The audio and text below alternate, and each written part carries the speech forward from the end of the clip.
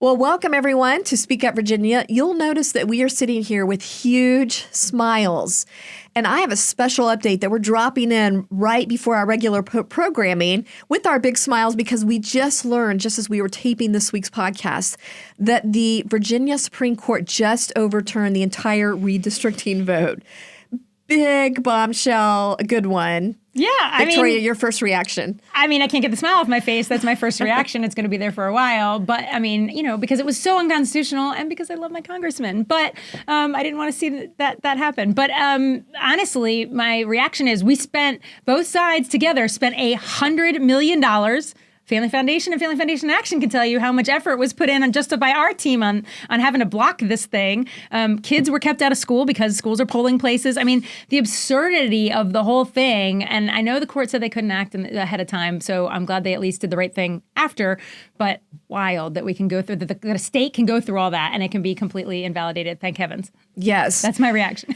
Well, my understanding is it looks like what we've had time to read so far, it was a decision on, tackling this ridiculous argument they were trying to make that early voting was not election. Yeah, so it's a 4-3 decision and it's a 46-page opinion. So I have not read the whole thing, but one piece that we know, they may have said there were 10 things wrong with it. I don't know, but I know one piece that I have read so far that they definitely said was wrong was this idea, and we've talked about it here before. The Commonwealth was trying to argue that the 45 days of early voting that they've demanded we have don't count as an election, which is absurd, and I'm super glad they called it out as absurd. Yeah.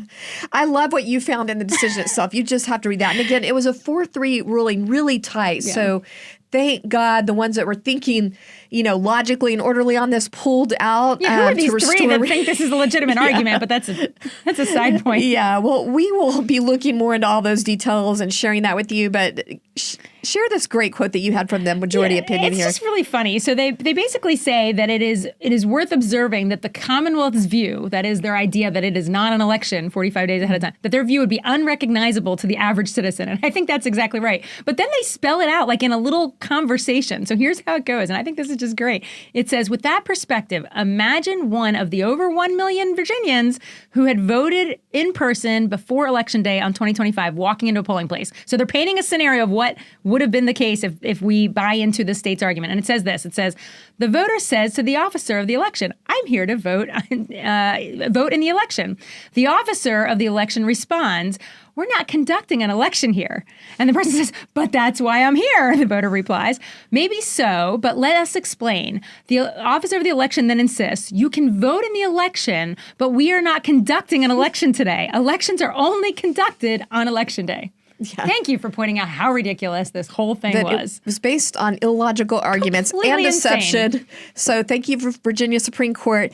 Now this could I think that would have been better if they could have just thrown out all of early voting, but I know that wasn't on the table. I'm just saying because it's so ripe with fraud and problems. A lot of people would point to what you just read. This is why it should be on Election Day. Right. But this is going to have ramifications both at the national level and in our state. So let's tackle the national level first. How do you think this might impact midterms? Well, midterms, we've watched since the U.S. Supreme Court decided that you shouldn't racially gerrymander states, that all of a sudden southern states that have had to do that are pretty darn red, are reevaluating their entire maps. So we've got that going on in the backdrop. Now they don't even have to make up for the 4 seats that we were concerned. We were losing 4 seats out of our congressional map. So I think I would say that in general, things are looking better for the Republican Party as they go through the midterms. Now, nevertheless, we have a war, we have unpopularity.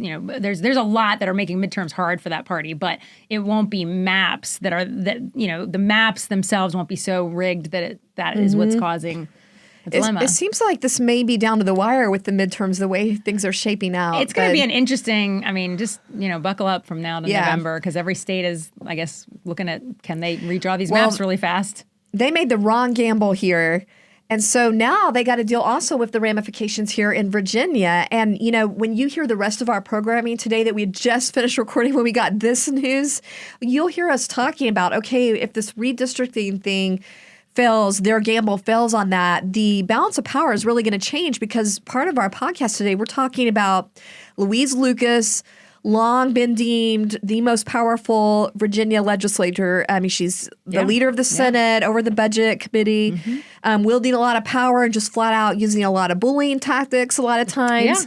And really was the driver in this redistricting gamble. And so how has this changed the balance of power, especially when we know Governor Spanberger seemed kind of hesitant about the whole redistricting thing to begin with? What do you think? I mean, the way I view it is Louise Lucas just got told, no, heck no, you don't get what you want. And she often is the one forcing everybody into her plan. Whatever she wants, everybody has to get on. So, I think the big thing is it's going to give some backbone to people who would like to say, I don't want to go on board with what you have, whether it's this or anything else. I mean, we got the budget still on the table, and she's got very definitive opinions about that. So I think it will grow a little bit of a spine in some other people to say, you were wrong this time. We're not getting on your train next time.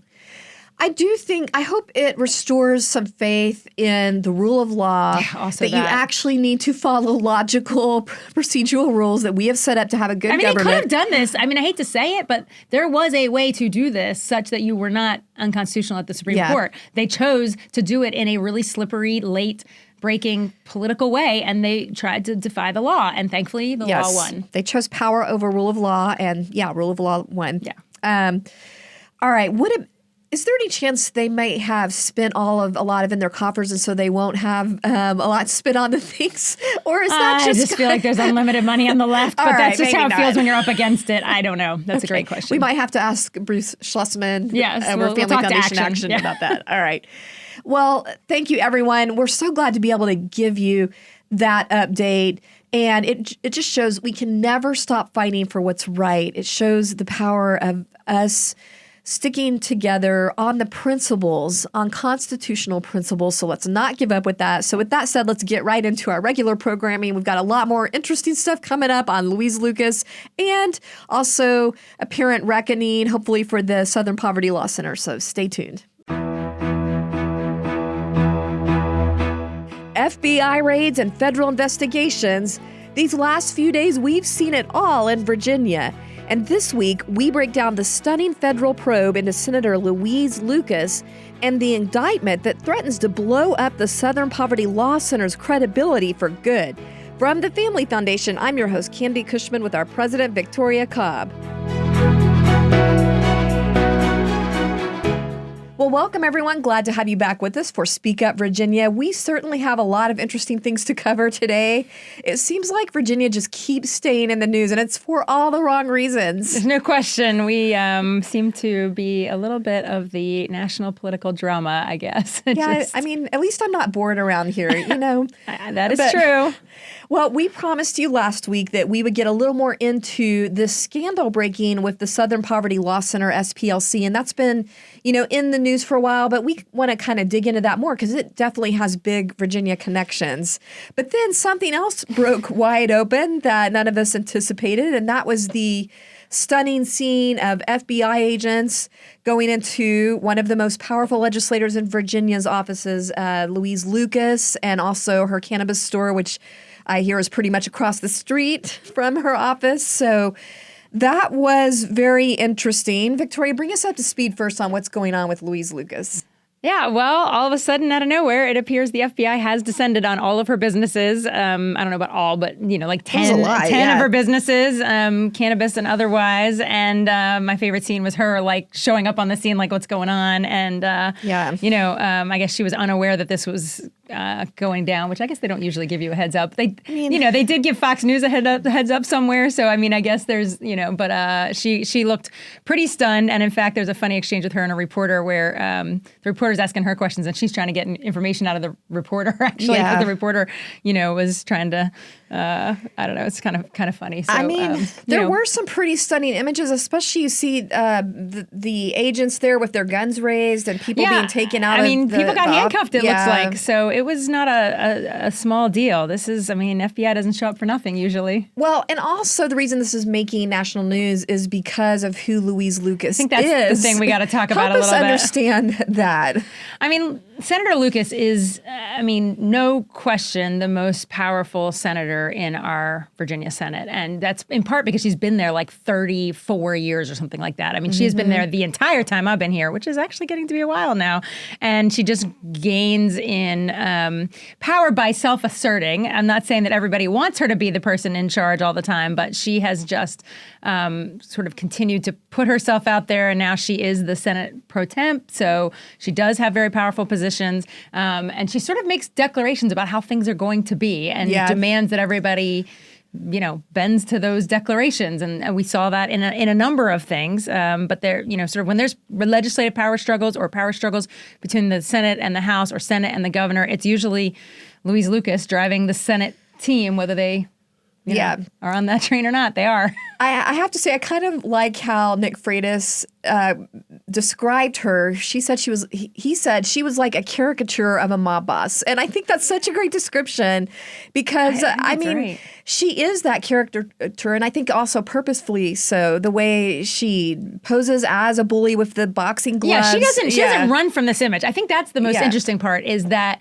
she does not run from the idea that she is the bully in there just wielding her power aggressively and not even diplomatically. I think we're used to politicians being a little bit more diplomatic in how polished, they a little more polished. No, she's just she's direct. She's often honestly very vulgar and crass. So you have to really actually sort of I just take it with everything she says, you sort of have to cut through the yuck to get to what she's trying to say sometimes. She has built a following by being crass. Yeah. And I wanted to show some samples of some of her social media posts. And I actually had trouble finding social media posts that were not totally profane, frankly, dropping F-bombs that I could show. We are going to put a few up here that are somewhat family friendly, I guess.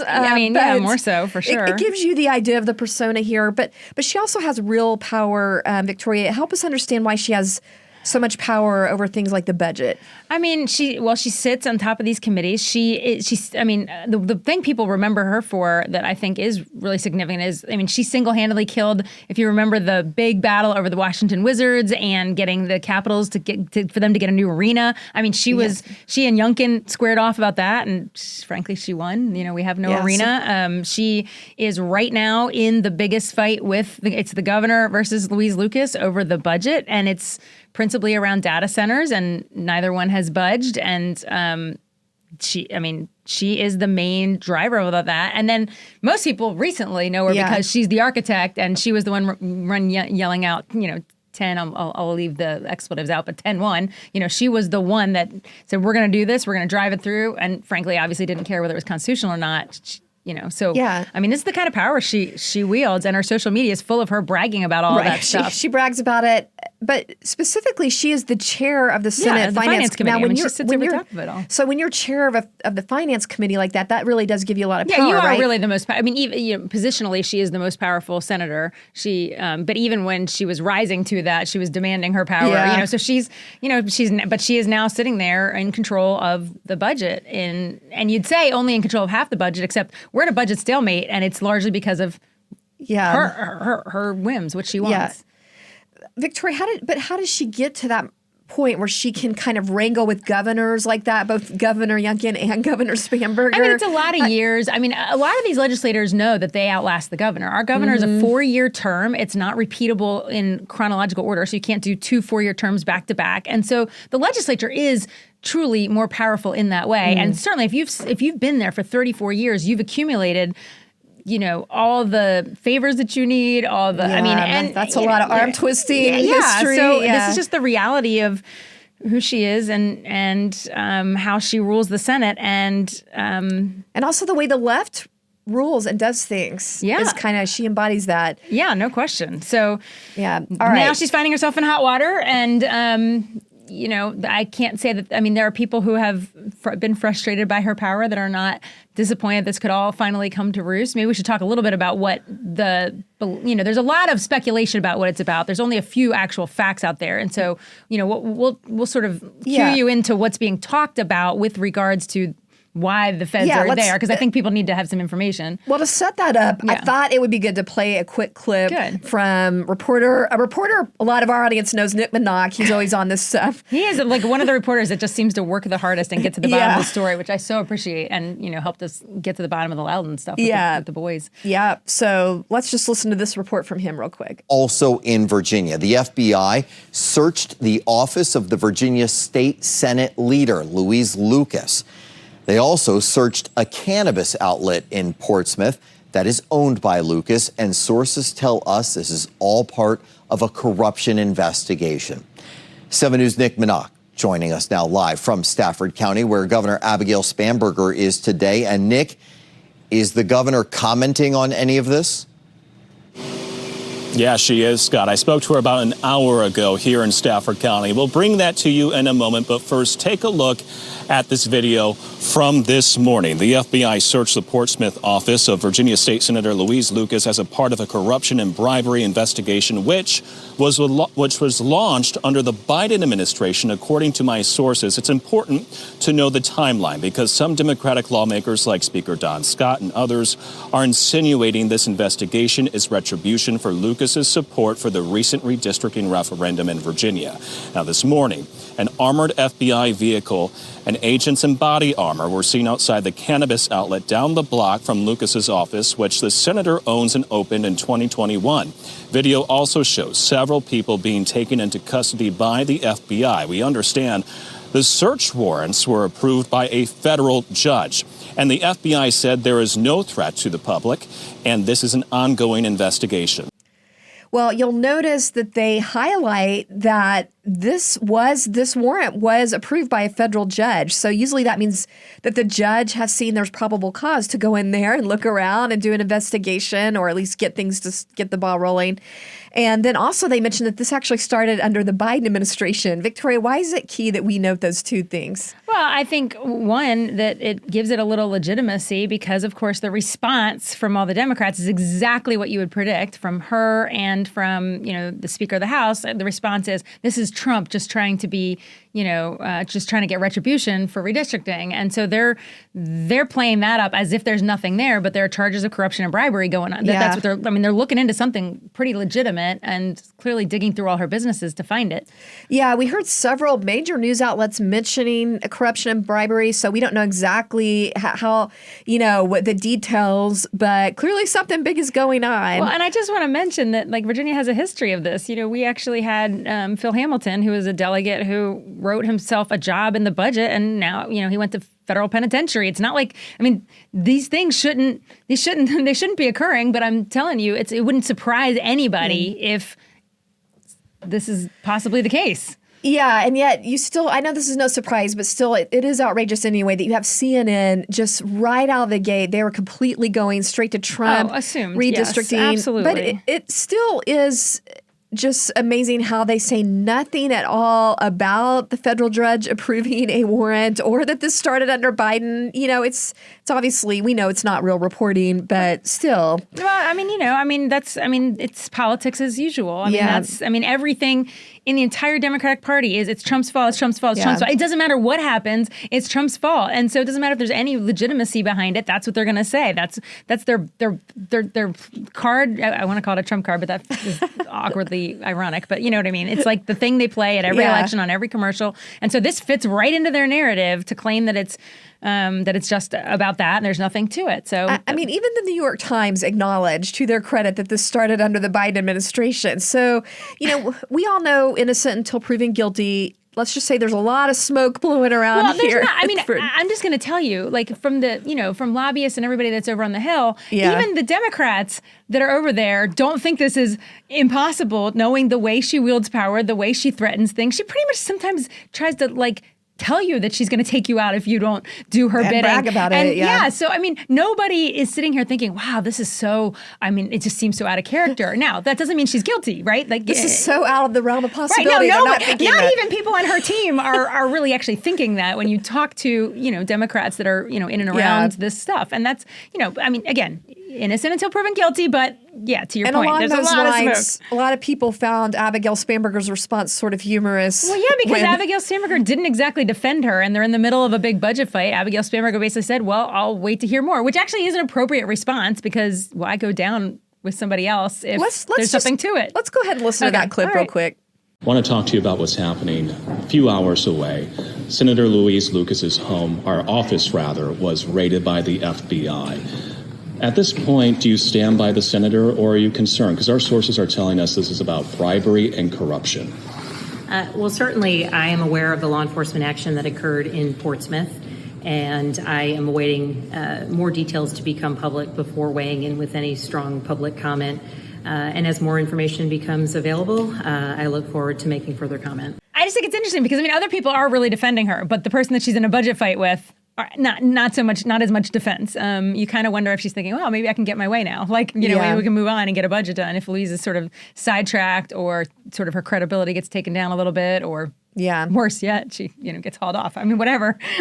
It is kind of funny when I mentioned all those outrageous posts that Louise Lucas had done, and when it came to this, we suddenly got a more traditional post. We're going to put this up here where she is like an official statement. It's now. like an official, very traditional. She actually looks statement. Polished too. Yeah. We're putting this on the screen, right? So you can see that's it. interesting. That tone kind of changed. Yeah, which is smart, because I feel like you should be a little professional if the FBI is hanging out in your office. I feel like you should maybe, like look like it matters, and you don't have to look guilty, but respond appropriately. There's been a lot of infighting in the Democratic Party lately. That's kind of been word on the street a lot since redistricting. Honestly, there are people, and we don't see the inside. We don't know what happens, but there's a lot of people who basically said Spanberger wasn't aiming to do this redistricting, didn't think it would be constitutional.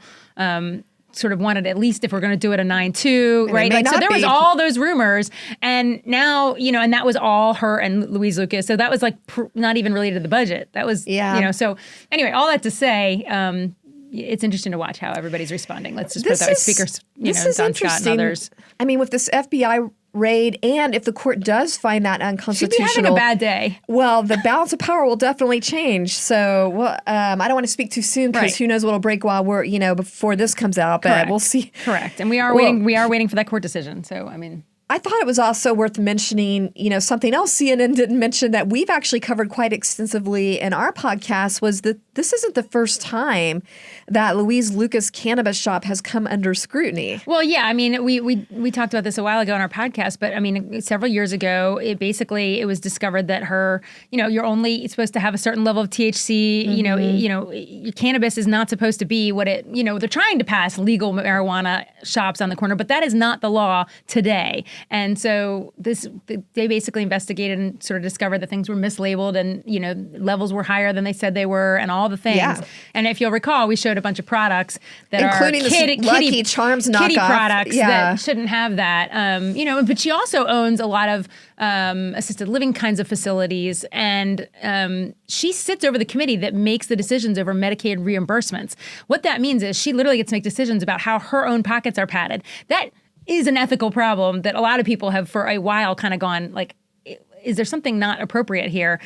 So we don't know what all they're looking at, but bottom line is there's a lot of speculation out there, whether it's the cannabis issue, what's actually going on in our shop, whether there's corruption and bribery that's being hidden in the shop, files. I mean, people are just talking about all sorts of things. Yeah. It's all talk till you actually see what the deal is.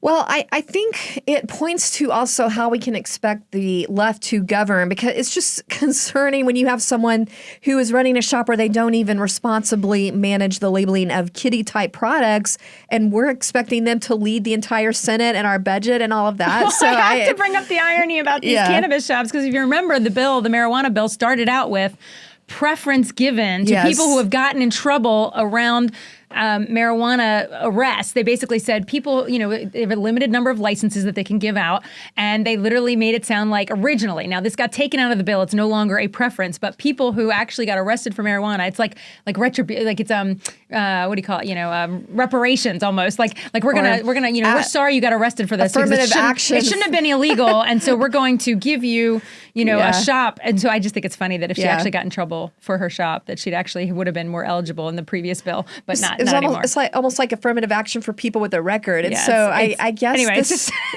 funny because you wonder where those ideas come from, and then these things happen, and you just sort of laugh. Anyway, that's an aside. Yeah. There's a lot of asides because this thing is just very entertaining, but we'll see what happens. Well, I do think the way the left covers it and the way they're responding, it's no surprise, but you also have to look at the pattern. I mean, on the seriousness of it, Yeah. like we do not need corrupt officials in our government, and if there is something to this, that I'm glad that they're looking into it. I mean, in the same way, Phil Hamilton was a Republican, so this isn't corruption and bribery and the things that legislators get looked into is not a party issue necessarily. In this particular case, she's the head of the party, but I was just going to point out the hypocrisy. When this stuff happens, with the exception of Spamberger, they're all saying, "Oh, this is retribution. This is Trump," and but when it's conservatives, "Oh, we got to trust the process." Oh, right, yeah. Of course. So it's just interesting how all that plays out. But what's the bottom line for our listeners? What's the takeaway and all this that you'd want to point out? I mean, I think the takeaway is we're going to have to really watch, because how does this affect the budget? How does this affect if redistricting gets struck down? I mean, there's just going to be some. I mean, this could shift some power, and that will have impact on things that do matter to us. And I do just. I mean, we all want legislators of integrity, and so it is good that if there is anything going on, that we want law enforcement to get to the bottom of it, and that's true, no matter who's in charge and who's who's holding the cards. So. All right. Well, speaking of the radical left finally maybe being held accountable, we've got to talk about the Southern Poverty Law Center because it's also worth diving into that whole controversy. And I'm actually kind of encouraged by this because, as I mentioned before, for so many years, biblically centered organizations, faith-based organizations have been beleaguered by the SPLC slapping this hate label onto them and really resulting in them being ostracized from being able to get grants. That's the big thing is that there were companies actually using their hate map to prevent money from flowing into certain organizations as if it was some legitimate entity, which we all felt it wasn't at the time. And now we're getting to see that maybe there's a lot more problems than even we would have identified. And there was, this was involved major groups, not only just our organization, the Family Foundation of Virginia, but also the Family Research Council and Alliance Defending Freedom. And a lot of us will remember when the Family Research Council was targeted by this deranged person that had been influenced by one of those SPLC hate maps, I think. And that person, went in with the intent to kill people, influenced by that. So it is irresponsible would be an understatement. When that happened, I really thought that will be the end of SPLC. Like that list can't continue. But no, it has continued. It's been, another, I don't know how many years. That was like 2012 or something. So, I mean, that's the fact that this group has remained legitimate after they literally sort of created a list that provoked people into action is just disappointing. And certainly Family Foundation being on the list has been not my favorite thing. And a list that, for the most part, is a lie because you're saying this is the hate map. And on it, the only thing that a lot of groups targeted on there are doing is having a Christian worldview. Well, that was about sexuality. We were guilty of mobilizing speak up teams to engage on our issues. I mean, that was what made us hateful, is that, we to speak up on a biblical viewpoint. Yes, that we have a biblical viewpoint of gender and other kinds of things. That was what put us on the map. So what's crazy about it is, they started out, in theory, being founded, in the 1970s to fight the KKK back then, like the Klan, and to, in theory, they were like a civil rights organization. That was the concept anyway. So maybe they started out with a good mission. I have no idea what it was, corrected. But it certainly hasn't been for a long time, which is very frustrating. So, well, here's the good news, just to kind of catch everybody up to speed on what's happening in case you didn't see the news. On April 21st, interestingly, the same day that we were all going out voting on redistricting, a federal grand jury actually indicted the Southern Poverty Law Center. And these are counts on wire fraud, bank fraud, conspiracy to commit money laundering. And let's just, well, first, I do want to let you continue giving some context on who SPLC is, but then I also want to hear about what these charges involve with what the money laundering part might allude to. Yeah, I mean, they're claiming they're a civil rights organization. They're claiming that they are rooting out hate. That is, they kind of set themselves up as like, we're the moral arbiter over America. And nevertheless, and if you remember, they also, senators like Chuck Grassley, basically uncovered FBI documents using SPLC-fed anti-Catholic terminology. So it's like their stuff is actually part of how our government has gone wrong, targeting all the wrong, like even our government, not just like. It's not just corporations. Right. It's not just corporations. The government was using them as a resource. Yeah. That was scary. Yeah. Well, let's talk about how this whole thing connects to Virginia. Well, yeah. I mean, people might remember in 2017, there was this whole thing, the Unite the Right rally that happened in Charlottesville. And unfortunately, it was it turned into, it was a rally over the monument. It turned into someone actually dying. Heather Heyer died. And it became synonymous, this whole rally, and really just the town of Charlottesville nationally got on the radar as sort of like this place about white supremacy and hate, and it just became this like shame word over Charlottesville. Well, it turns out SPLC is tied to that Unite the Right rally. And you guys remember, I mean, that even now still has been their mantra. Well, remember Charlottesville, like the label of shame, you know? So, yeah, this is pretty stunning. Let's set the context, though. The entire indictment, Victoria, alleges that SPLC paid more than $3 million to people inside these organizations. Like KKK. Yeah, the actual extremist groups, KKK, the Aryan Nations, the National Socialist Party, they were paying people inside, and in particular, paying someone inside that actually was part of the organizing calls of that rally. So they paid the actual extremists to organize the rally that then, after it happened and everything went down terribly, they then made all this money from promoting, basically being the organization that came in and capitalized on the hate. I mean, this is interesting. So the allegations are that there was a paid informant that was a member of an online leadership chat group that planned, like you said. He planned the rally as part of the coordinating the transportation. I mean, the whole thing.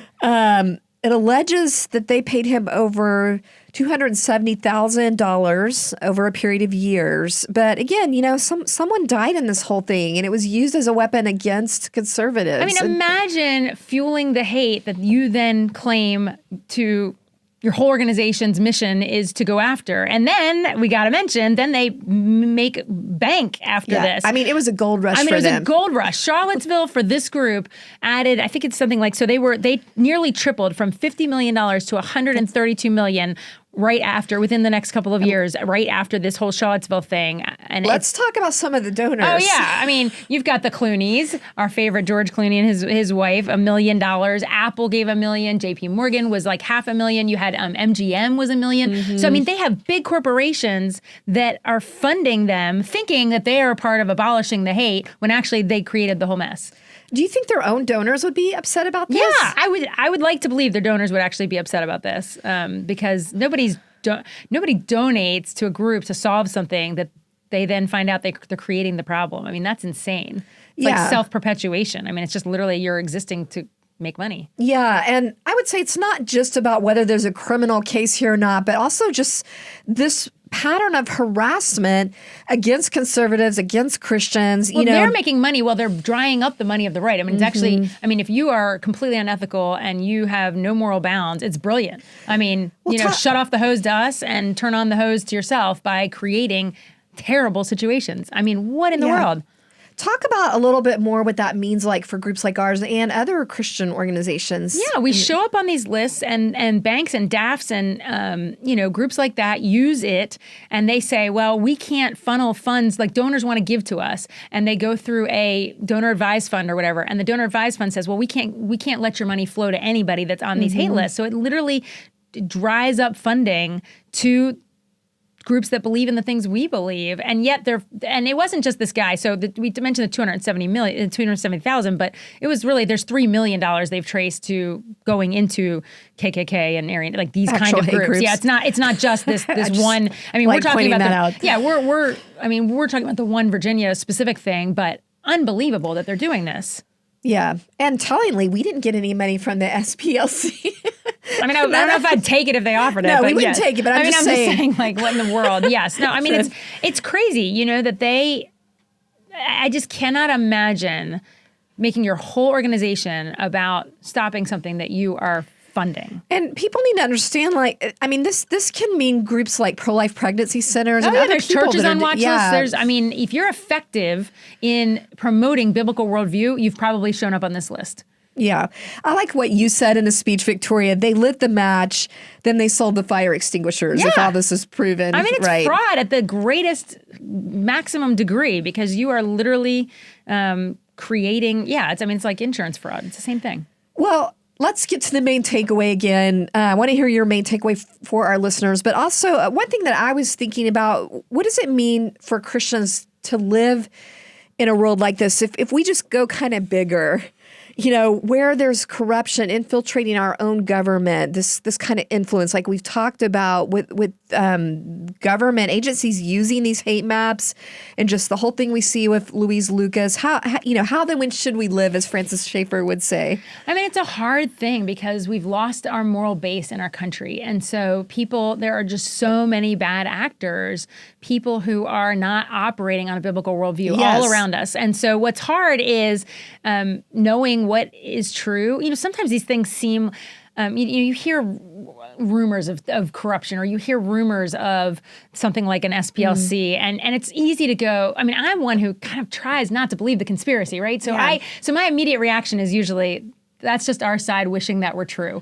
because the SPLC is a thorn in our side or something. And, I try not to buy things that are just rumors, but it is amazing when these things come out to be true and that they're much deeper and broader and more disturbing than you even thought. So I think for believers, we've got to really anchor down on what we know and our biblical roots, and then just be, I would say, wisely shrewd about what's going on around us. Like, we cannot be naive that there are people that are operating without any moral compass all around us. And when people see, this group essentially monetized us. They didn't just debate us on ideas. They literally created a money mechanism out of hating on us. That people are going to have to, try to listen to news stories with an eye on where is the money flow? Like, what's behind this? Who's behind this? We just have to ask a lot of questions. Yeah, and I think we can take some heart in the fact that everything that happens in the darkness, the Bible promises everything that happens in the darkness is going to be exposed to light. And in a way, we see this right now partially happening on earth. I'm encouraged that some of this stuff is coming out. It's not going to all come out. We're not, we don't get to see everything in our lifetime. It just doesn't happen when we want it to. Right. But I am encouraged that at least, we have law enforcement that's trying to actually enforce things. Well, how do we avoid, as Christians, becoming Christians involved in action, becoming cynical? Well, nobody's playing by the rules, so I'm not going to either. My principles, why should I stick to my principles? Because they're not even acknowledging them. How do we avoid this cynical trap as Christians trying to have a redemptive impact with action? Because our call is no different regardless of what happens in the world around us. We are called to be faithful. We are called to have redemptive impact. We are called to, even if we're in exile, plant a garden, as it says in the Old Testament. Like, that's our job. Still be fruitful. Still be, kingdom spreading. And so, that's our call. We don't look around and get our cues from what's happening around us. That's not what a Christian does. We get our cues from what Scripture says. And so we just have to stay that course. It can't, no question, it can be discouraging. But I think that, we know the victory in the end. We know where this all goes. And we know that what is unseen is seen by the one who matters. And so that's just where we put our emphasis. Yeah, and it reminds me, as I was trying to encourage people at our dinner that we recently have, that we have to till that soil because the seeds won't be there to sprout if we just give up and not plant when things are hard. Absolutely. So I just encourage everyone to keep doing that. Your action does make a difference. So if you want to stay involved on taking action, make sure you are signed up for our email alerts, for our action alerts, and you can do that going to our website, familyfoundation.org. Fill out that sign up alert that you get when you go there, or go to the Get Involved section. You can also sign up for alerts there. And we let you know when your voice is going to make a difference on something happening in a timely way. Because, as I always remind you, we are stronger when we speak together, especially when we have eternal truth on our side. So with that said, we'll see you next time. Thanks for joining us.